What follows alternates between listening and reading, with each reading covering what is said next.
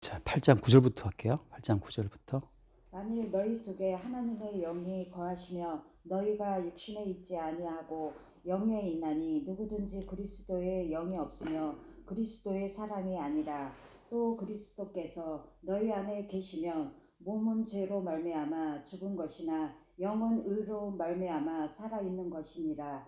예수를 죽은 자 가운데서 살리신 이의 영이 너희 안에 거하시며 그리스도 예수를 죽은 자 가운데서 살리신 이가 너희 안에 거하시는 그의 영으로 말미암아 너희 죽은 몸도 살리시니라. 네, 여기까지 볼게요. 일단 이제 9절의 말씀 보면 하나님의 영이 거하시면 그런 표현을 하잖아요. 그러면 육신에 있지 않다 그런 말 하는데, 평상시에 사람들은 하나님의 영 또는 그 뒤에 있는 그리스도의 영, 하나님의 영이나 그리스도의 영에 대해서 사람은 생각하지 않죠. 과학자들은 특히나 뭐 하나님의 영, 그리스도의 영, 하나님 존재 자체를 다 부정하니까 눈에 보이고 관찰 가능한 것만 현실로 인정하잖아요. 근데 그 똑같아요. 모든 인간들은 눈에 보이는 사람과 사람끼리의 관계성 속에서 형성되는 현실이 있단 말이죠. 내가 어떤 가게 주인이면 가게 주인인 나와 손님이 왔다. 손님과 나 사이에 어떤 새로운 어떤 사건이 생긴다고요. 그걸 현실을 구성하죠. 그 가게 주인과 물건을 구매하러 온 손님 그 두 사람만 존재하는 거지. 거기에 그리스도의 영이라는 존재는 사실 의식할 필요도 없고 의식도 못하죠. 또 사람들은 단지 그냥 나는 가게 주인, 너는 손님, 물건 팔고 흥정하고 그게 끝이란 말이죠. 똑같아. 집에 와도 이제 아버지 엄마 계시다, 자식이 있다. 그럼 그 보이는 인간과 인간들끼리 현실을 구성하고 사는 거고, 그 보이는 인간들끼리 이제 뭐 남편은 아내 사랑, 아내는 남편 뭐 존경하면서 이렇게 또 현실을 만들어 가요. 그러니까 보이는 인간과 인간들끼리 그 만남 속에서 생성되는 현실을 진짜 현실로 알고 살아간다는 거죠. 그걸 뭐라고 이제 했어요 지난주에? 그게 이제 육이죠, 육신이죠, 육신. 그리고 8절 말씀처럼 육신에 있는 자들은 하나님을 기쁘시게 할 수 없다라고 하거든요. 육신에 있다라는 것은 개별적인 내 존재를 중심으로 생각한다는 거예요. 그러니까 내가 전부예요. 내가 중심이고 개별적인 나 중심으로 내가 예컨대 교회를 나가도 개인적인 내가 구원받기를 바라서 교회 나가는 거고, 개인적인 내가 하나님께 정성과 믿음을 보여서 하나님의 어떤 그 신임을 받아서 구원받는다라고 생각한다고요. 그러니까 모든 육신이라고 하는 것은 개별화된 존재 중심으로 생각한다는 거. 그래서 여기에서 이제 누가 왔어요? 그 9절 말씀에 너희 속에 하나님의 영이 거하시면 이렇게 되면, 자, 하나님의 영, 다른 말로 무슨 영이라고 했어요? 그 뒤에는 그리스도의 영, 같은 얘기거든요. 하나님의 영 또는 그리스도의 영이 우리 안에 오시게 되면 개별화된 내 존재가 하나님과 연합되는 어떤 사건이 생긴다고 하는 거죠. 그러니까 개별화된 나를 죽여버리고 개체화된 나를 십자가에 못 박아 죽여버리고 이제 그리스도 예수의 것으로 혹은 그리스도 예수의 지체로 연합시키는 새로운 존재가 형성이 돼요. 그 예전에는 개별적인 나 중심으로 생성됐던 현실이 이제 그리스도 영이 오게 되면 이제 그리스도의 중심으로 새로운 현실이 생기는 거예요. 아까처럼 내가 가게 주인이다, 손님이 왔다. 그러면 가게 주인인 나 손님과 그 두 보이는 인간들 사이에 생긴 현실이었는데, 그리스도에 오시게 되면 이제 손님이 왔다 갔다, 내가 물건을 팔았다, 뭐 매출이 뭐 좋다 안 좋다, 그 모든 것 자체가 다 이제 그리스도가 중심이 되어서 형성하는 현실로 새롭게 인식한다고 하는 거죠. 그러면 이제 그럼 어떻게 되냐면 내 중심으로 생각하던 육신적으로 생각하던 그 모든 현실은 다 이제 심판을 받고 붕괴가 되는 거예요. 붕괴가 되고 그리스도가 중심이 되는 새로운 현실로 우리가 거기에 편입이 된다고 하는 거죠. 그러니까 이제 이스라엘 백성들은 애굽에 살 때는 개별적으로 살다 보니 힘들었는데, 모세가 이스라엘을 끌어내서 광야에 들어갈 때 어린 양의 피 발라서 다 죽였잖아요. 그죠? 어린 양의 죽음 속에서 다 이스라엘의 장자들도 같이 죽은 자로 취급이 됐단 말이죠. 그래서 예전에는 그냥 내 아들이라고 불렀는데 이스라엘 백성들이 그 각 가정마다. 근데 어린 양의 피를 바른 그 사건, 유월절 사건을 기점으로 해서 이제 그 아들은 그 육신적 아버지 아들이 아니고 누가 됐어요? 하나님 아버지 아들로 바뀌었어요. 그래서 하나님 말씀하시기를 이스라엘은 뭐라고 했어요? 내 장자다 표현을 써요. 그러니까 육신적으로 형성됐던 그 모든 가족 개념이 다 파괴가 되고 이제 하나님 아버지의 아들이라고 하는 것으로 이스라엘이 바뀌죠. 그런 것처럼 그리스도의 영이 우리한테 오시게 되면 육신적으로 나는 아버지고 넌 자식이고 했던 육신적인 모든 관계가 다 해체가 되고 하나님의 아들로 혹은 그리스도 예수의 지체로 다 바뀌는 거예요, 이것이. 그래서 잠깐만 읽어보면 출애굽기 4장에 출애굽기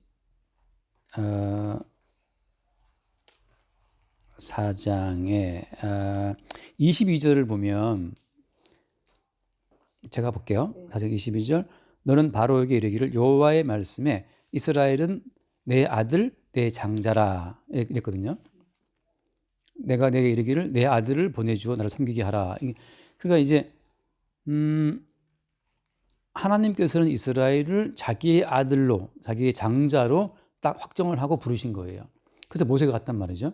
그러니까 이제 모세가 가서 어린 양을 죽여서 설주와 연막에 피 바르는 그 사건을 통해서 육신적인 관계성 속에서의 아들은 다 죽은 자가 되고 이제 어린 양의 피 속에서 살아나는 그 아들들을 하나님은 자기의 아들로 부르신다고 하는 거죠. 그럼 이제 이스라엘은 각자 옛날처럼 넌 내 아들, 뭐 당신은 우리 아버지, 육신적인 모든 관계성이 다 사실은 부정이 되는 거죠. 이미 죽었기 때문에. 그리고 하나님의 아들로 바뀐다고 하는 거예요. 그게 이제 말하자면 시장에 들어와서 모든 그리스도인들이라고 하는 거예요. 모든 그리스도인들은 세상적 모든 관계에 대해서 죽은 자가 된 거예요. 죽은 자가 되고 하나님을 대하여 산 자가 되어서 하나님과의 관계성 속에서 새로운 현실을 구성하고 살아간다고 하는 거죠. 그거를 사도 바울이 갈라디아서 6장에서 뭐라고 표현하느냐. 갈라디아서 6장 14절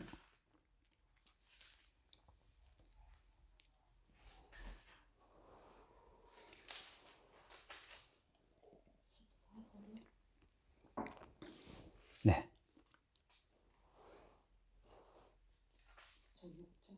네.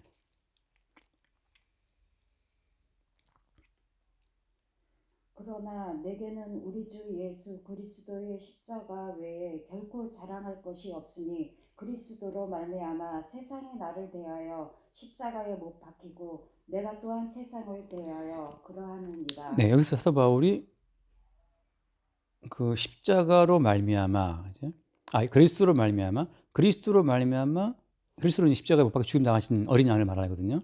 어린 양 예수 그리스도로 말미암아 세상이 나를 대하여 못 박히고 십자가에. 그러니까 세상과 나의 모든 관계가 이제 끝나버린 거죠. 사도 바울은 예전에 육신을 살 때는 개별적인 자기 인격을 갖고 세상과 함께 관계를 맺고 그 관계성 속에서 현실을 갖추고 살아갔었는데 그리스도로 말미암아 자기가 못 박혀 죽었음을 알게 된 그 다음부터는 이제 세상과의 모든 관계가 끝났다는 사실을 고백하는 거예요.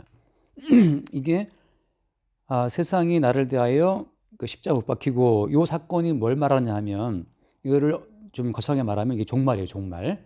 종말이라고 하는 거. 사람이 죽으면 세상과는 빠이빠이잖아요. 그죠? 우리 아버님 또 돌아가시면 세상에서 없는 사람이고 세상은 우리 아버지를 이제 있는 사람으로 취급하지 않죠. 더 이상 우리 고모나 뭐 삼촌들 전화해가지고 어떠십니까? 물어볼 것도 없어요. 사람이 없으니까. 그것처럼 세상이 나를 대하여 십자가 못 박히고 내가 또한 세상을 대하여 그러하다. 그래서 십자가로 말미암아서 세상과 나의 모든 관계성이 끝났다는 사실을 말하거든요. 그리고 이제 이 사실을 인정하지 않으면 계속 사람들은 자기 존재 중심으로 뭔가를 이렇게 추구해 나가요. 그것이 육신이라고 하는 거죠. 다시 한번 돌아와서 로마서 8장 5절 말씀.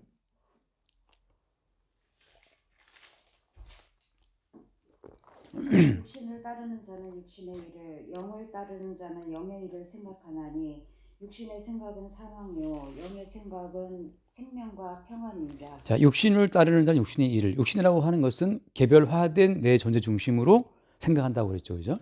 그래서 내 존재 중심으로 타인과의 존재와의 관계성 속에서 어떤 현실을 만들고 거기서 이제 뭐 거래가 이루어지고 그러니까 의미가 있는 거죠. 손님이 와서 물건 팔아주면 되게 좋은 사람이고 막 골라보다 가버리면 별로 안 좋은 사람인 것처럼 그 보이는 내 존재 또 보이는 타인을 중심으로 해서 우리 현실의 모든 의미와 가치가 생기는 거예요. 그래서 우리의 단골 손님은 가치 있는 사람이고 우리 단골 아니면 가치 없는 사람이 될 수 있죠. 그렇게 육신을 따르는 자는 육신의 일을 생각한다는 건데 이것이 어떻게 교회에 들어오게 되면 개별적인 내가 하나님을 섬겨서 기쁘시게 해서 뭔가를 얻으려고 생각한다는 거죠. 그것이 바로 뭐냐? 육신의 생각은 사망이라고 하는 거예요.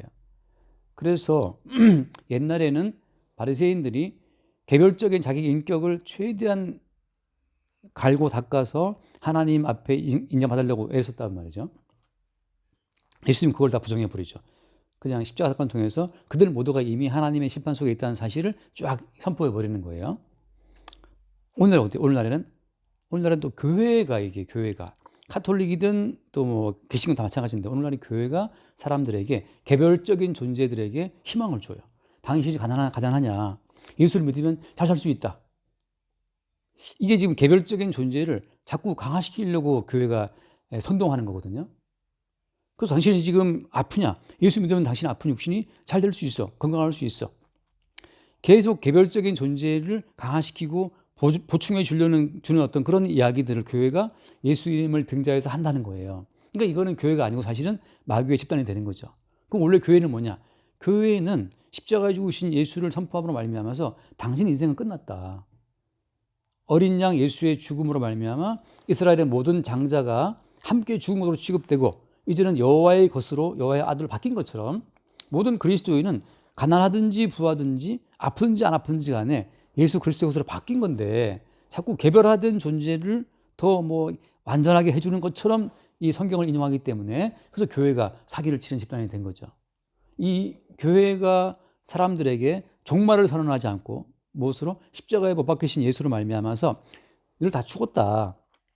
어린 양의 피 바르는 그 집안에 있는 데는 다 죽었어. 이제 여호와의 것이라고 하는 그 종말을 선언함으로써 이스라엘이 나타났던 것처럼, 교회는 바로 있는 존재, 개별적인 존재의 죽음을 선언하고 그리스도 예수의 것으로 연합된 새로운 지체를 선언해 줘야 되는데, 자꾸만 교회가 그 개별적인 존재를 더 강화시켜주는 쪽으로 모든 말씀을 갖다 쓰기 때문에 교회가 말하자면 마귀의 집단이 된 거죠. 심하게 말하면. 그래서 바울이 무슨 말하냐? 고린도전서 2장을 잠깐 볼게요. 고린도전서 2장을 보면 2장 1절 2절을 보겠습니다. 형제들아, 내가 너희에게 나아가 하나님의 증거를 전할 때 말과 지혜의 아름다운 것으로 아니하였나니, 내가 너희 중에서 예수 그리스도와 그가 십자가에 못 박힌 것 외에는 아무것도 알지 아니하기로 작정하였습니다. 네, 아멘. 여기 보면은 그 2장 2절이 이제 핵심 포인트인데, 내가 너희 중에서 예수 그리스도와 그가 십자가 못 박히신 것 외에는 아무것도 알지 않고 작정했다라고 하잖아요. 그러니까 사도 바울은 예수님의 십자가 사건만 증거했어요. 그것이 사도의 증거였다면 똑같이 오늘도 교회도 예수님의 십자가 사건만 증거를 해야 돼요. 그 십자가는 무엇을 의미하느냐? 그 십자가를 증거한다는 것은 그리스도로 말미암아 세상이 나를 대해 못 박혔고, 또 내가 또 세상을 대해 그렇다. 다시 말해서 세상에서 이미 죽은 자라고 하는 것이 사도 바울이 증거하는 복음의 핵심이에요. 너 자신을 더 가난하냐? 남들이 볼 때 가난하게 보이냐? 예수 믿으면 부자가 될 수 있고 돈 10억 벌 수가 있고, 그래서 타인과의 관계성 속에서 너는 훌륭한 사람으로 드러날 수 있다. 그 타인과 관계에서 네가 훌륭한 사람이 되면 사람들을 존중해 줄 것이고 너를 보고 예수 믿을 것이다. 그게 바로 우상화된 예수를 믿는 거예요. 바울은 말한 것, 예수님과 십자가 외에는 내가 결코 나 모르겠다, 아무것도. 그것만 증거하겠다. 그런데 오늘날 교회에서는 예수 그리스도를 믿으면 당신은 잘 살 수 있습니다. 그건 죽은 게 아니지. 못 박힌 것을 지금 말하고 있기 때문에 예수와 함께 죽었다는 사실을 바울은 말하고 있는데, 오늘날의 교회에서는 예수가 죽었으니까 당신에게 이제 복이 올 것이다, 이 말을 하고 있는 거죠. 이 말은 가톨릭도 똑같고 다 똑같아요. 뭐 모든 정교회도 마찬가지고. 그래서 엄밀히 말하면 교회라는 것은 십자가에 못 박히신 예수 그리스도를 말미암아 늘 새롭게 등장돼요. 그래서 사도 바울의 복음을 증거할 때에도 십자가 복음을 듣기 싫은 사람들은 바로 박해했고, 듣는 사람들은 따라왔고, 그렇게 해서 이제 교회가 생겨나는 거죠. 그러니까 이 조직화된 교회는 항상 조직 자체를 유지하려고 애를 쓰기 때문에 사람들에게 종말을 잘 이야기를 못해요. 그래서 이 사도행전을 보면 이 하나님의 영이 옴으로 말미암아서 벌어진 사건들 가운데서 하나만 읽어볼게요. 사도행전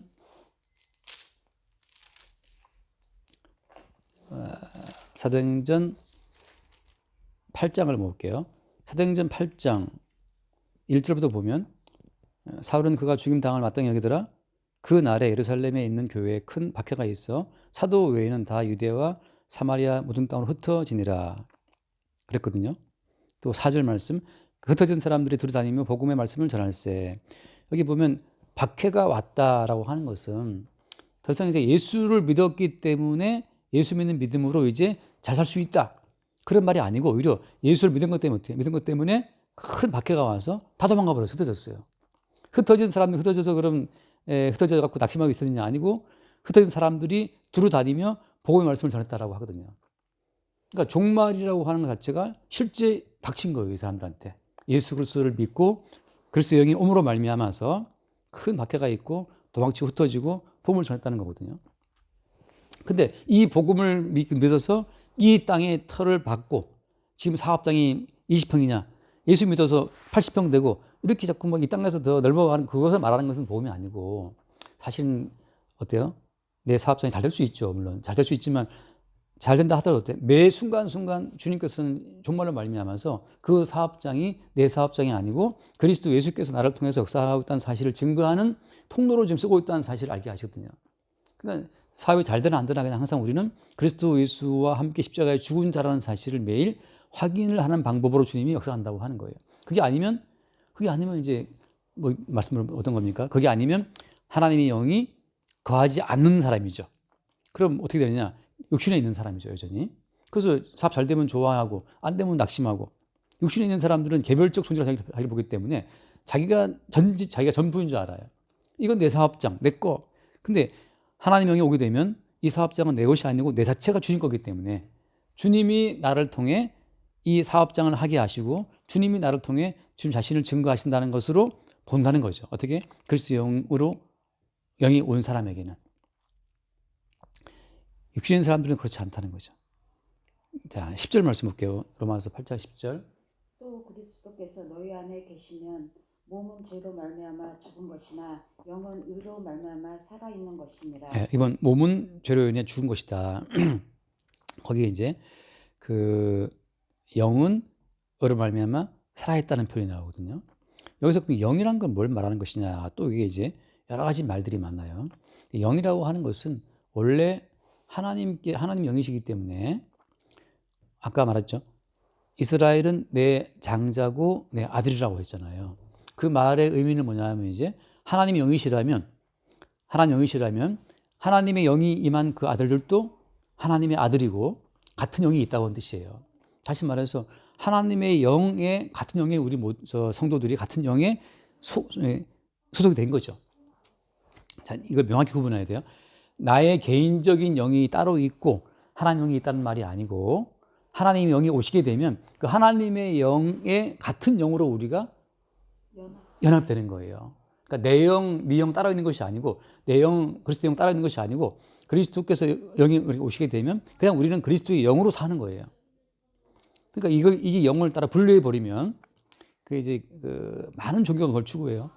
내 영 혹은 영혼이 있다고 생각하게 되면 자꾸 사람들은 자기의 영혼을 개발하고 자기 영혼을 더 고차원적으로 올리려고 애를 쓰거든요. 그래서 무슨 기도를 해서 자기 영혼이 더 막 신령한 영혼이 되는 것처럼 성경에 그런 유사한 표현이 나온단 말이죠. 그래서 사람들이 자기의 영혼을 말씀으로 거룩하게 하고 자기의 영혼을 더 기도로 더 강화시키고 자기 영혼은 따로 있다고 생각해요. 그런데 이렇게 자기의 영혼이 따로 있다고 생각하는 것 자체가 육신에 속한 자의 생각이라는 거죠. 육신 자체는 개별적 존재로 자기를 보기 때문에 개별적인 존재로 자기를 의식하는 그것이 육신이라고 했잖아요. 거기에 뭐도 포함돼요? 자기의 개인적인 영혼이 있다고 생각하는 것도 포함돼요. 그래서 나의 개인적인 영혼을 기도를 많이 해서 발전시켜서 하나님께 나가겠다. 이런 것들이 말하자면 영지주의라고 나오는 이제 역사에 나오는 수없이 많은 그 영적인 시도를 통해서 하나님을 접하려는 사람들인데, 우리의 영이 개별적인 나의 영이 따로 있는 것이 아니고 그 자체는 사실은 악마의 영이에요. 귀신의 영이라고 하는 거죠. 그래서 우리가 마태복음 나온 것처럼 귀신이 말하기를 내가 나온 내 집이라고 사람을 평가하잖아요. 그러니까 우리가 볼 땐 모든 인간은 다 귀신의 집이에요. 귀신이 들어오게 되면 그 귀신은 우리에게 자아의식을 만들어줘요. 선악과를 먹으면, 그죠? 먹고 나서 어떻게 했어요? 먹고 나서 인간이 자기를 보는 의식이 생겼어요. 선악과를 먹자마자 자기를 보는 의식이 생겨서 딱 보니까 벗고 있네? 부끄러워라. 가려야지. 그 선악과를 먹고 생성된 그 자아의식, 그것은 선악과를 먹은 죄의 결과란 말이죠. 그것이 육신에 속한 모든 사람들의 하나의 특징이에요. 그러니까 개별적인 존재성으로 또는 개별적인 영혼으로 자기를 파악한 사람들은 다 육신에 속한 자라고 하는 거죠. 그러면 그리스도인이 오게 되면 어때요? 그리스도인이 오게 되면 그것이 귀신이었구나. 그것이 귀신이 여기 내게 심어준 자아의식이었다는 사실을 보게 되고 그것이 선악적 지식으로 생겨난 하나의 의식이었다는 것을 본다는 거죠. 그때부터 이제 그리스도의 영이 오게 되면 우리는 뭐라고 그리스도의 영이 오게 되면 영은으로 말미암아 살아있는 것이다. 그리스도의 영으로 말미암아 같이 연합되어 있는 거죠. 우리가 같은 영으로. 그러니까 그리스도의 영으로 연합되어 있기 때문에 우리의 몸도 누구 거예요? 그리스도의 것이라는 것으로 인식할 수가 있어요. 사나 죽으나 가난하나 병들어 심지어 나의 병듦도 그리스도의 영이 자기 자신을 증거하기 위해서 병들게 하시는 것이라는 사실을 보는 거죠. 그러니까 나사로가 병들었다. 예수님께서 나 깨우러 가겠다. 그럼 죽어버렸네. 예수님 갔어요. 죽어서 나을 때 냄새 난다. 예수님 또 불어내신단 말이죠. 그러니까 나사로의 병든 것은 누가 허락하신 거예요? 주님 허락하신 거예요. 왜? 주님 자신이 부활이요 생명을 증거하기 위해서.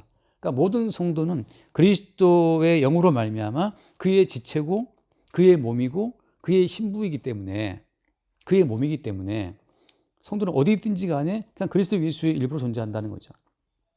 그래서 바울이 말한 것처럼 뭐라고 하냐면 죽는 것도 유익하다는 표현을 쓰고 있잖아요. 빌립보서인가?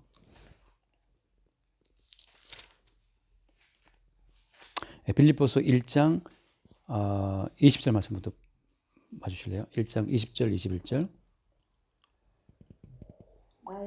나의 간절한 기대가 소망에 따라 아무 일에든지 부끄러워하지 아니하고 지금도 전과 같이 온전히 담대하여 살든지 죽든지 내 몸에서 그리스도가 존재하게 되게 하려 하나니 이는 내게 사는 것이 그리스도니 죽는 것도 유익함이라. 네, 지금 사도 바울은 개별적인 자기를 생각하지 않고 자기 속에 오신 그리스도 영으로 말미암아서 그리스도께서 나의 심지어 죽음까지도 사용하신다는 걸 알기 때문에 내가 죽는 것도 얻는 것이다. 유익이 있다. 왜? 그리스도께서 내 몸을 사용하시는 거니까.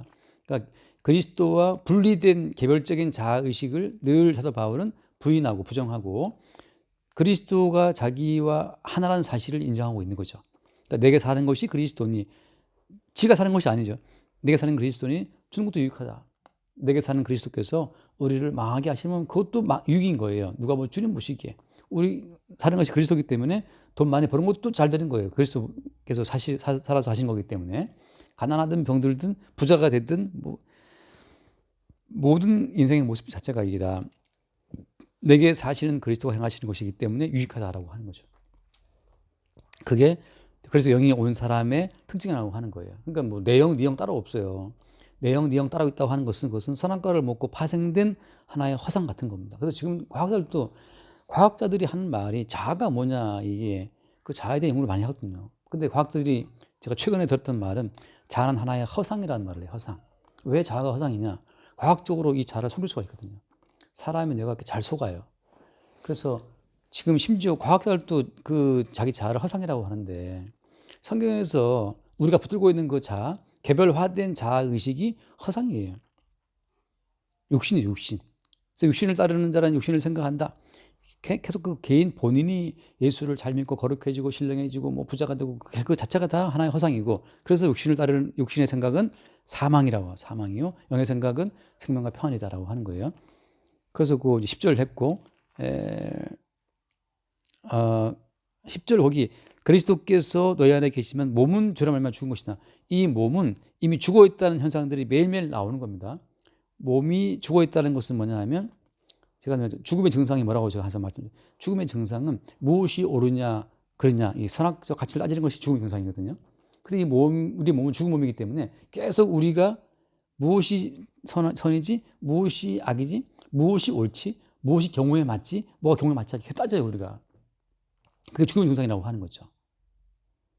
장례식 때 어떤 친척은 와갖고 막 우리를 나무라는 거죠. 왜 연락 안 했냐. 이렇게 아버지 아프신데. 그런 분이 있고, 또 어떤 친척은 와서 막 너무 미안하다, 울면서 미안하다 그래요. 왜? 그 아프신데 미리 못 왔다는 거지. 그 제가 판단할 때, 연락 안 했냐고 우리한테 뭐라 할 거야. 그럼 네가 연락하지, 지금 네가. 너는 연락 안 하고 있다가 지금 와서 우리 보고 뭐라 하느냐. 당신은 왜 전화 안 하고 문 안 열어주지 않고 지금 와서 난리냐. 제 판단이란 말이죠. 그리고 오히려 그 다른 분처럼 정말 미안하다. 왜 내가 미리 연락도 찾아봤어야 되는데 아버지 갚을 동안 내가 못 봤다고 막 이렇게 후회하시는 분들이 있더라고. 내가 볼 때 그게 더 옳은 것 같아요. 그게 이제 저의 선악적 판단이란 말이지. 그러니까 사람을 봤을 때 이것이 옳으네 그러네 그 자체가 벌써 이 몸이 죽어 있다는 하나의 증상이에요. 그럼 주님께서 이 영의 생각은 뭐 영의 생각은 그리스도인 오게 되면 그 사람이 문안을 오지 않은 것도 그리스도께서 행하신 거고 그다음에 문안을 온 것도 주님이 행하신 것이다. 그러니까 모든 것의 주관자인 주님을 보기 때문에 내가 개인적으로 뭘 따질 필요가 없는 거죠. 그 친척이 미리미리 오지 않은 것도 연락을 해서 아버님 어떠십니까? 그 안 물어본 것도 주님이 하신 거고. 그러니까 몸은 저련에 죽어 있기 때문에 늘 죽음 현상을 뿜어내지만 그리스도의 영이 온 사람은 그런 몸을 가지고 계속해서 주님 자신을 증거한다는 거죠. 11절 말씀 볼게요. 예수를 죽은 자 가운데서 살리신 이의 영이 너희 안에 거하시면 그리스도 예수를 죽은 자 가운데서 살리신 이가 너희 안에 거하시는 그의 영으로 말미암아 너희 죽은 몸도 살리시니라. 네, 결국 이제 우리의 몸은 죄로 인해 죽어 있기 때문에 결국 땅속에 들어갈 겁니다. 묻힐 거지만 여기 뭐라고 하냐면 그리스도 예수를 살리신 이가 그죠? 그리스도 예수를 죽음 속에 살리신 그분이 너희 속에 거하신다면 하나님 영이신데 그분이 또한 우리를 그 영으로 말미암아 어떻게 한다? 살리시리라. 너희 안에 거하시는 그의 영으로 말미암아 너희 죽을 몸도 살리시리라. 자, 너희 안에 거하시는 그의 영은 하나님의 영, 혹은 그리스도 영이잖아요. 이미 죽음에서 살려내신 그 하나님의 영이 예수님을 다시 우리를 살리신다는 것을 말씀하고 있는 거죠. 그러니까 이것은 뭘 말하냐면 십자가의 사건의 반복이에요. 십자가의 사건은 십자가에 죽으신 예수님이 삶을 살아났다는 사건을 다 내포하고 있는 이야기인데 이 십자가의 사건이 성도의 삶 가운데 매일매일 반복이 돼요.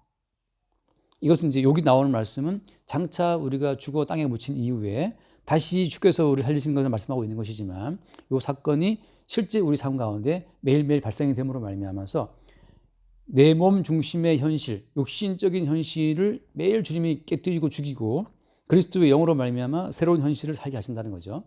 그래서 잠깐 그 말씀 읽고 마칠게요. 고린도전서 15장 자 31절. 네, 31절. 형제들아 내가 그리스도 예수 우리 주 안에서 가진 바 너희에 대한 나의 자랑을 두고 단언하노니 나는 날마다 죽노라. 네. 이 사도 바울이 말한 것이 나 자랑할 것이 있다. 그건 난 매일 죽는다는 거죠. 매일 죽는다는 것은 육신으로 산다는 것은 이제 개별적인 내가 주님을 섬기고 뭘 하고 어떻게 먹고 살아야 되고 막 생각하고 있는 나를 주님이 늘 죽이시고 십자가의 사건에 합류를 해서 야 십자가에 못 박힌 예수를 봐라. 왜 죽었는데? 어린 양이 왜 죽었냐? 설주의 민방위 피 바른 어린 양을 봐라. 그 설주의 민방위 피를 뿌린 그 어린 양이 왜 죽었느냐? 마땅히 죽어야 될 너 대신 죽은 거 아니냐? 따라서 너는 죽은 것이야. 어린 양의 죽음과 함께 죽은 것이라는 사실을 우리에게 확인을 시키시고 그럼 지금 살아있는 건 뭡니까? 지금 살아있는 것은 네 속에 온 그리스도 영으로 말 살아있다. 그리스도께서 자기를 나타내고 증거하기 위해서 지금 너를 살게 하는 것이다 라는 것을 알게 하는 거죠. 그래서 육신을 따라 살던 나를 주님이 또 그 순간 죽이고 이제 성령 안에서 그리스도의 것을 또 살게 하신다고 하는 거예요. 이런 사건이 성도에게 반복이 되는 거예요. 날마다. 다시 말하면 그리스도의 영은 살아계신 영이기 때문에 매일 우리에게 십자가의 사건을 가지고 와서 우리의 죽음을 확인을 시키시고 지금 너에게 사는 것은 네가 아니고 그리스도께서 사는 것이야. 그리스도가 그리스도의 그 어떤 은총을 증거하기 위해서 지금 네 몸을 사용하고 있다. 그 사실을 증거하고 있는 거예요. 그래서 육신을 따르고 있다가 그리스도 영으로 말미암아 십자가 사건이 다시 한번 나에게 반복되게 나타나게 되면 이제 우리가 바뀌어서 영을 따르는 자로 또 어떤 그 방향 자체가 바뀐다고 하는 거죠. 그래서 날마다 십자가 사건은 우리에게 반복돼요. 나중에 이제 마지막에 이제 우리가 땅에 육신 묻힌 다음에도 또 우리를 살려내시는 과정을 통해서 또 주님께서 우리에게 자기의 살아계심을 나타내고 증거한다고 하는 거죠. 그런 흐름으로서 주님께서 우리를 인도해 간다고 하는 거죠. 그러니까 여기서 그 참 저 요즘에 그 어떤 그 사건 때문에 조금 이제 약간 생각을 하면서 그 왜 이렇게 사람이 미혹되냐 말이에요. 미혹. 욕심을 따르는 자는 자기 욕심 중심을 생각하기 때문에 어떻게 이 욕심을 좀 더 아름답고 좀 거룩하게 갖고 나갈까. 근데 이 육신을 자기 영혼을 더 좀 고결하게 갖고 나가려는 사람들 입장에서는 지금 뭔가 그 교회의 의식 같은 것들이 뭔가 마음속에 자기 영혼을 맑게 하는데 도움이 된다고 생각해요. 어떤 카타르시스가 있고 좀 이렇게 절에만 가도 그 고요한 풍경 소리 들으면 마음이 정화되는 것 같고 교회에 나와서 그 어떤 잔잔한 음악을 들으면 그 저 찬송을 들으면서 있으면 좀 마음이 정해지는 것 같고 그래서 자꾸 사람은 자기 완성을 추구한단 말이죠. 자기의 몸과 영혼을 갖고 나가서 완성을 추구해 나가는데 그게 육신이라고 성경은 말하고 있는 거예요. 하나님께서는 예수를 죽일 때 뭐 고요한 음악 쫙 깐 상태에서 풍경 들리는 상태에 그렇게 예수를 십자가에 죽인 게 아니에요. 십자가에 죽으신 예수님은 무지막지한 폭력으로 피가 떡이 되어서 가시면류관을 쓰고 또 무 사람들의 그 비난 속에서 못 박혀 죽었단 말이죠. 거기에 어디 인간의 마음을 정갈하게 해주는 그런 카타르시스를 주는 그런 고요한 종교적인 장치가 어디 있냐 말이죠. 교회가 사람을 속이려다 보니까 그냥 음악을 깔고 무슨 성가대를 쫙 세워서 그 종교적인 어떤 그 아우라로 사람들을 그냥 마음에 감동 감화를 시키고 있는 건데 그런데 예수의 십자가는 그런 장치가 아무것도 없어요. 그냥 무자비한 현실에서 저 터지고 피 흘리고 죽는 건데 그 십자가의 사건 속에서 육신의 내 자신이 함께 죽었다는 사실을 그걸 그리스도의 영이 알게 한다는 거죠. 그 순간에 교회가 수천 동안 만들었던 그 모든 종교적인 장치, 의식을 통해 사람의 영혼에 감동, 감화를 끼치는 그 모든 작당들이 그게 헛된 짓을 하는 사실이 드러나거든요. 그 교회 고딕으로 건물 높이 지어서 그냥 한번 오르간 치면 그냥 그 높은 성당으로 그 은은하게 음악이 풀려나가. 거기서 뭔가 이 자기 영혼이, 영혼은 사실 허구의 개념이에요. 영혼이 감동받는 것 같고.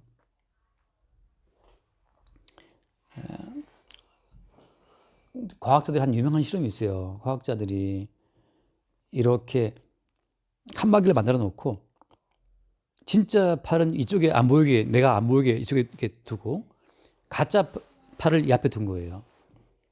칸막이가 가려져 있어서 내 진짜 팔은 안 보이고 내 앞에 이제 가짜 팔이 있는 거죠. 나는 가짜 팔을 보고 있어요. 똑같이 양쪽 손에다가 어떤 감각을 줘요. 이렇게 어떤 붓으로 이렇게 쓸어 내리면은 진짜 팔이 이쪽에 있고 지금 진짜 팔은 나중에 진짜 팔은 안 쓰고 가짜 팔만 쓸어도 내 인간이 인식할 때는 가짜 팔이 느낌을 받는데요. 나중에 어떤 사람이 실험적으로 가짜 팔을 망치로 딱 치면 이 두뇌가 너무 놀라는 거죠. 이 가짜 팔인데 아무것도 아닌데. 저만큼 사람의 의식이라는 것 자체는 그 짤막한 실험을 통해서도 가짜 팔에 자기 의식이 속는데 그 거대한 예배당에서 그 아름다운 음악을 깔고 무슨 그 장치를 통하면 사람의 의식은 그냥 바로 속아버려요. 마치 본인이 거룩해지는 것처럼, 의로워지는 것처럼. 삶에 나가면 다 무너져 버리죠. 그러니까 육신을 따르는 자는 계속해서 자기 육신을 자기 육신의 영과 혼과 육을 막 발전을 시키는 마냥 그러지만 그리스도에 오게 되면 육신을 따르는 자는 사망이다. 이미 너희들은 죽었다라는 그 어떤 죽음을 선언하시면서 사나 죽으나 우리가 그리스도의 것이라는 사실을 우리에게 말씀하시는 거죠. 그래서 성도는 날마다 종말 사건이에요. 십자가를 통해서 사도 바울이 가는 곳마다 십자가를 적용했던 것은 야 니들은 이미 다 죽은 자야. 죽은 자. 지금 살고 있는 것은 죽었다가 살아나신 그리스도께서 네 속에 사시는 것이고 그리스도의 사심을 증거하기 위해서 너희를 살게 하는 것이다. 그 사실을 증거하는 거죠. 그래서 그 영이 그리스도 영 안에 거하시게 되면 우리는 육에 있지 않고 영에 있어서 사나 죽으나 그의 것으로 산다고 하는 거죠. 여기까지 하겠습니다. 주님 감사합니다. 육신적인 개별적인 존재는 하나님과 원수가 되고 사망이요 예수님의 십자가 사건으로 말미암아 우리는 의에 대해서 주님에 의해서 우리는 살았음을 감사드립니다.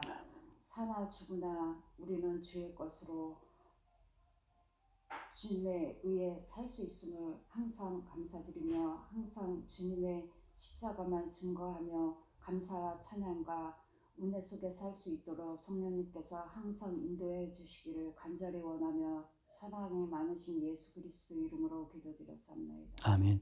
주님 감사합니다. 이미 우리가 그리스도와 함께 죽고 지금 사는 것은 그리스도의 것으로 살고 있음을 그의 영으로 말미암아 매 순간 새롭게 깨닫게 하여 주옵소서. 우리 주 예수 그리스도의 이름으로 기도드립니다. 아멘. 수고하셨습니다.